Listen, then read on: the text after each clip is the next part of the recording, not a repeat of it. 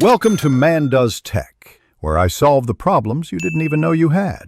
In this video, I will explain how to replace a fuel pump in a Dodge Ram 1500. Safety is paramount when working with fuel. Always ensure you are in a well-ventilated area, ideally outdoors, to disperse any fumes. Disconnect the negative battery cable to eliminate electrical hazards. It is crucial to relieve fuel system pressure before touching any lines. Always wear safety glasses and chemical-resistant gloves, and keep a Class B fire extinguisher within arm's reach for emergencies. Now, let's prepare to access the fuel pump.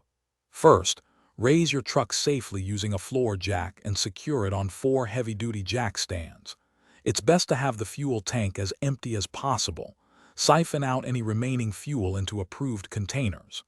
Next, disconnect the fuel filler neck and any vent hoses.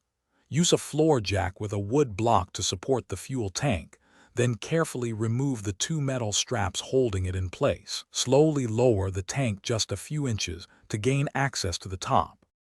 With the tank slightly lowered, you can now access the fuel pump. Before proceeding, thoroughly clean any dirt or debris from around the pump module to prevent contamination. Disconnect the electrical connectors and all fuel lines using appropriate disconnect tools. Then, use a brass punch and a hammer to carefully tap the lock ring counterclockwise until it loosens. Gently remove the old fuel pump module, being careful not to bend the float arm. Install your new fuel pump module, ensuring a new gasket is properly seated.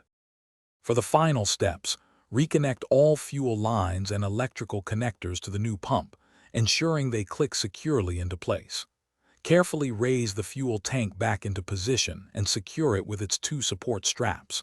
Reconnect the negative battery cable. Before starting the engine, cycle the ignition key to the on position for about 2 seconds, then off, repeating this 3 or 4 times to prime the new pump. Finally, perform a thorough visual inspection for any fuel leaks before attempting to start your truck. Thanks for watching. If you found this helpful, don't forget to like and subscribe.